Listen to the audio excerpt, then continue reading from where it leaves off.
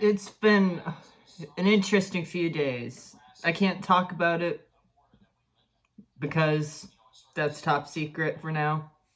Um, basically it's top secret. I can't talk about it for now. What can I say? Everything but that is under wraps for now. But I wrote another poem, and so I guess I'm just gonna read that because why not? It's just something to kill time with, I guess. And yeah, so give me a second. Let me read it and come up with a name real quick.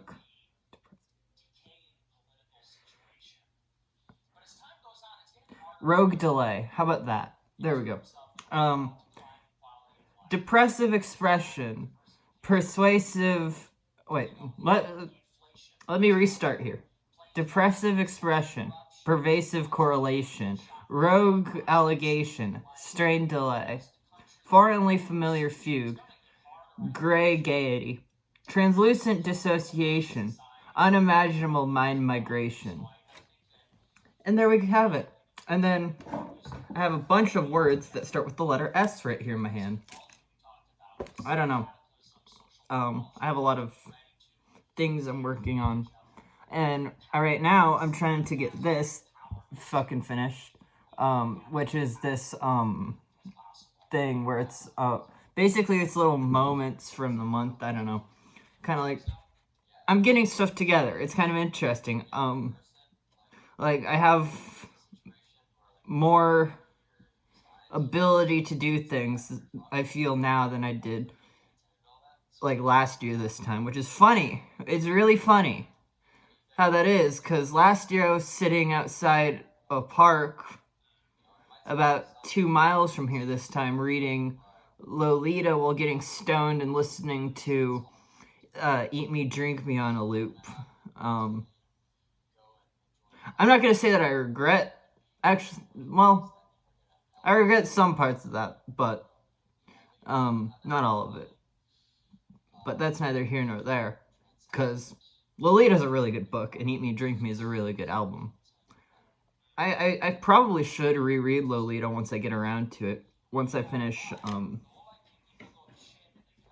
wrapping up Transcendental Magic. It's really funny that Eliphas Levi is a Christian and okay, so he uses the word nigromancy, Nigromancy, which is like necromancy, but like a black magic version of it. It's really kind of funny, but it's like, you know, I'm kind of wondering how many modern occultists have actually read Eliphas Levi, maybe aside from me, because it's like, you know, I have a feeling that if they actually read him, like, I'd hear bitching about that usage and those things. But I haven't really heard anything, and that just kind of tells me most people haven't read Eliphas Levi, which is a real shame, because he's, like, this is a really good book. Like, it's full of, like, good information on symbolism and, you know, like, numerology and just occult science, basically. Like, it's a really good read. You know, like, if someone reads, like, say, let me go grab it. It's kind of like these Fenris Wolf collection books from Carl Abrahamsson, who follows me on Twitter and is subscribed to my Substack, by the way. It's kind of funny. He's really cool. Anyway, but it's like, so these are basically, the Fenris Wolf is like, they're kind of like, they're occult journals, basically. Like, they're compilations featuring numerous articles by various different people from different perspectives. Like, this is the first 3. It has, you know, essays in here from, you know, Carl. It has things about the Kennedy assassination. It has things about, you know, the Order of Nine Angles. It has things about, you know, the Temple of Psychic Youth. It's basically just like a, it's basically like a word collage of, you know, a culture, as Carl Abrahamsson calls it in his book Occulture, which I also have, which is also a really good book. I want to interview Carl. I gotta write out questions for that again, though, because the notebook that I have for those questions is somewhere up here, and I wrote those, like,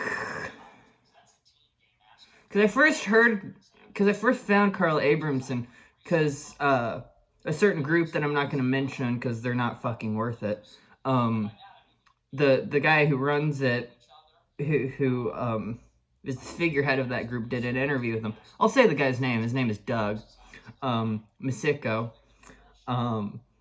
And so Doug interviewed Carl because Carl made a film called Into the Devil's Den, which is about Anton LaVey, and he also released a book about it, a book companion for it, which is a pretty good book. It's an interesting film. It's basically a bunch of people reminiscing about their memories of knowing the Black Pope. It's a pretty decent documentary. I do wish there was a bit more, like, oppositional voices to it. Like, maybe put Xena in there. But it's good. It's a good documentary. But, you know, like, I would have, like, I don't know. Like, I like showing all different sides of things. And if it's just, you know, all the best things, it's a fluff piece more than anything, not a documentary. No offense, Carl.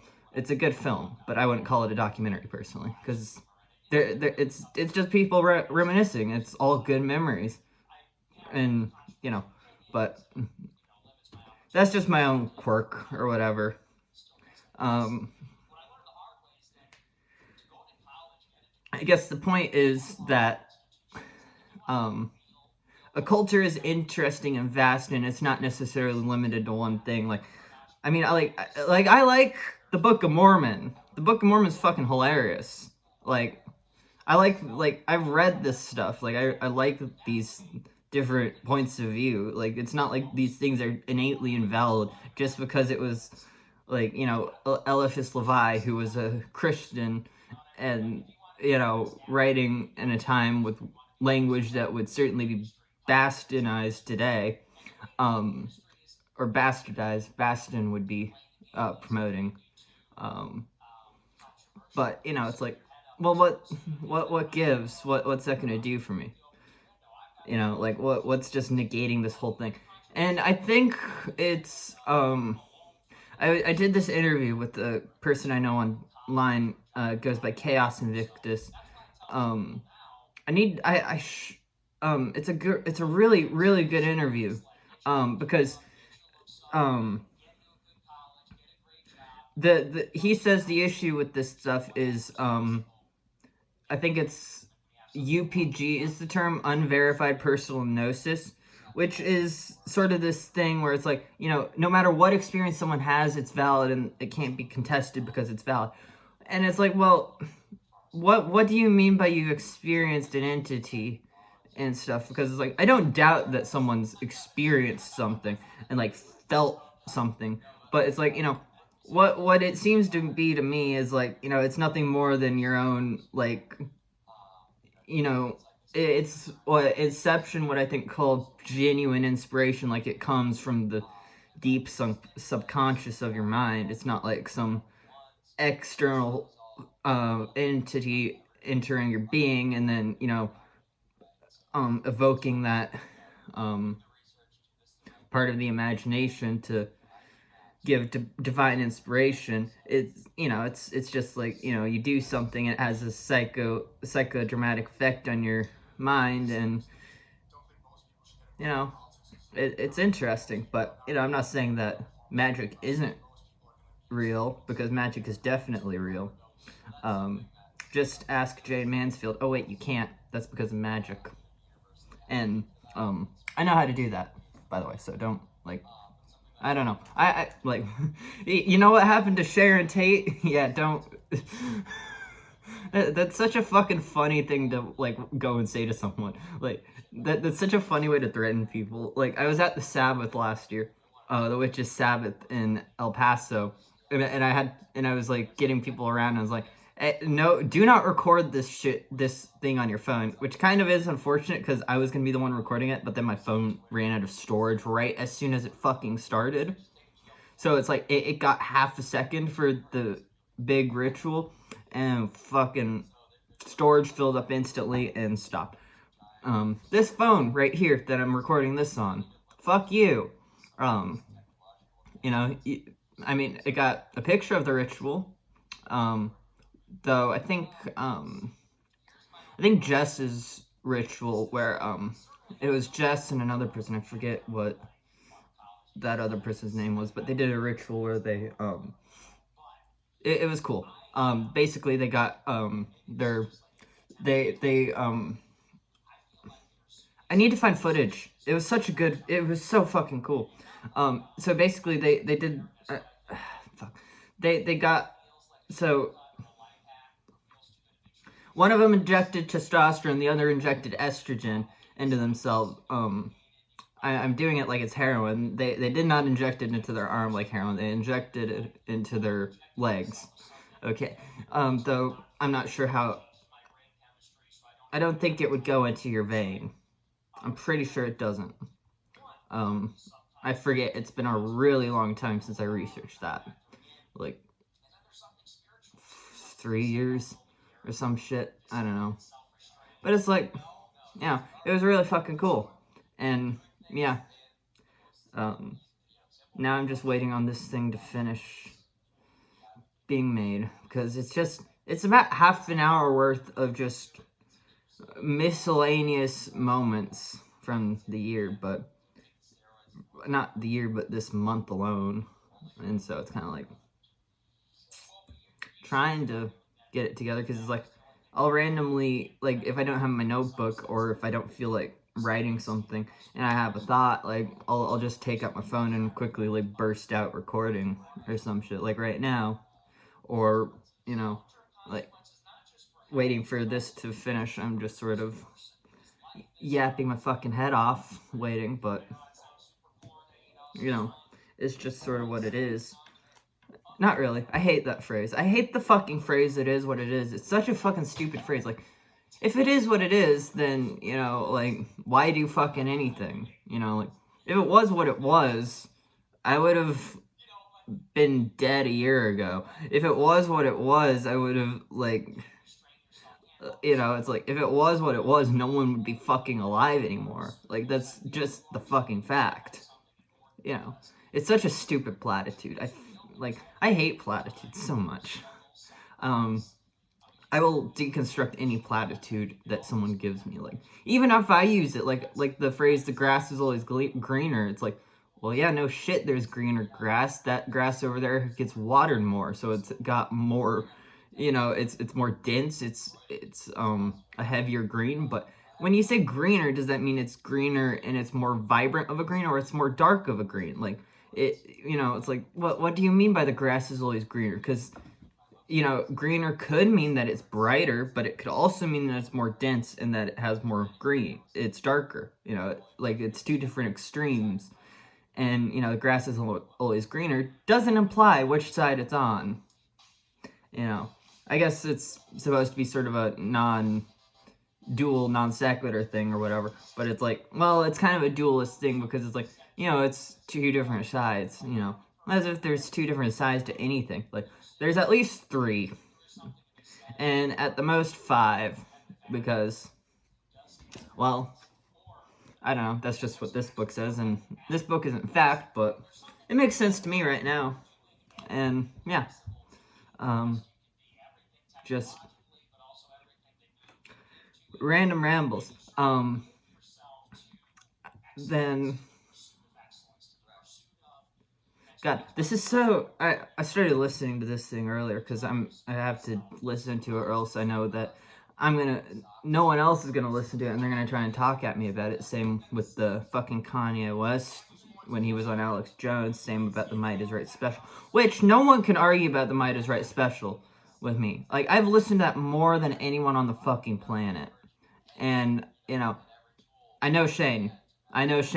Like, I have the fucking copy of Might Is Right here. I have the other one that he used to revamp the book. I have the fucking artwork used to promote that 24-hour show in a box over there.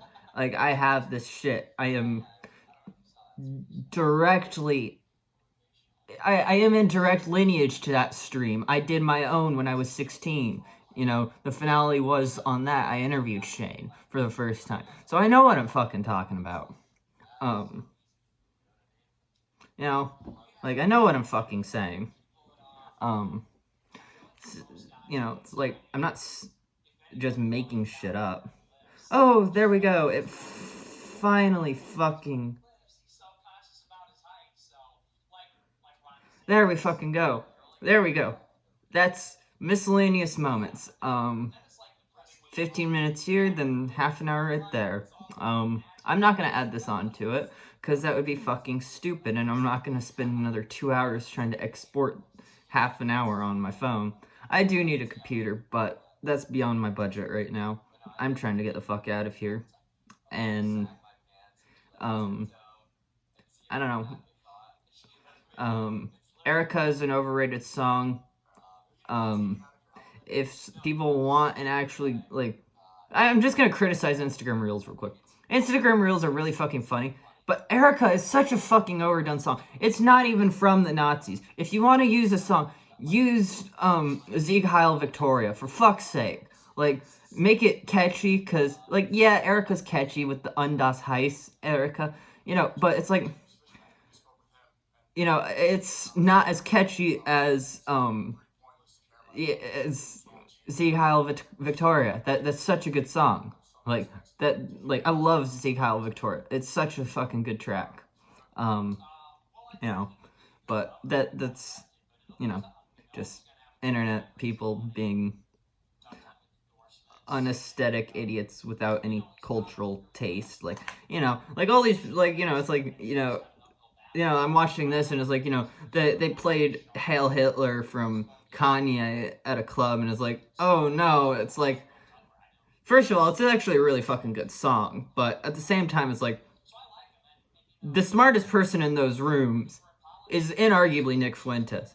And at the same time, it's like, why isn't he, like, why is that so important that they played Kanye West's song? Like, it's a song, like, there's way, like, okay, so, I'm gonna, like, what is the, like, constitution for what's, like, a horrible, like, offensive song? Because, arguably, you know, Kanye West's song isn't terrible, or even that offensive, like, he's just expressing it, like, you know, it's like, you know, like, just listen to the opening monologue rap of it, like, he's just getting it all out there. He's like, you know what, fuck you, you know, I am this, you know, it's complete, it's not different than David Bowie, you know, like, but it's like, then there's also songs that are like, this is on that Might Is Right special. This is played at least once, maybe twice if I recall. Some N-words never die, they just smell that way, is the song. And if it was the Patti Smith song, I'd say the full title, but it's not the Patti Smith song. It's literally just some N-words never die, they just smell that way, compared to, Kanye West's Heil Hitler. Like, what the fuck? There's no, like, there's no comparison. Like, objectively, that's the bad song, at least by these standards, you know, but it's so fucking stupid to say, like, good song, bad song. Like, they're both catchy as fuck, first of all. Second of all, who gives a flying fuck? Like, who cares? It's good music. Like, there's, like, if you go at it and pick to just throw a dart at any artist, you can find the worst fucking shit about them, you can also find the best fucking shit about them. At the end of the day, who gives a fuck about them? I mean, like, yeah, that it's, like, well, I mean, that's not true. It's like, who gives a fuck about them? Like, yeah, context matters, and, like, they are interesting people, but at the same time, it's like, who gives a fuck? You know, they made that song, yeah, but the song means something to me, and they released it, and I'm listening to it right now. The song is mine, because I'm listening to it right now. They're not singing it right now. If they were, it would be their song in the moment. But in the moment, it's my song, because I'm listening to it. You know? And it means whatever the fuck I want it to mean in the moment. Or however it aligns with my day. But yeah. You know, it's like, such a fucking, why is that making the news? Like, how is that even remotely important? Like, You know, it's like, I don't watch the news for a fucking reason, but whenever I turn it on and see that as the news, it's like, yeah, maybe there's a reason why I don't watch the news, and I remember it now, because it's just stupid fucking people just bitching about everything. It's like there's that clip on that goes around Instagram too sometimes. It's like, you know, everything's bad, everything is getting worse, you know, everything's so fucked. You know, it's like the Break Stuff song, you know, it's just one of the days you don't want to get up, everything is fucked, yada yada yada. I don't know the rest of the words, I don't listen to that band. They're good, I just don't care for it. You know, but yeah, music is music. I like whatever I fucking want to like, or whatever.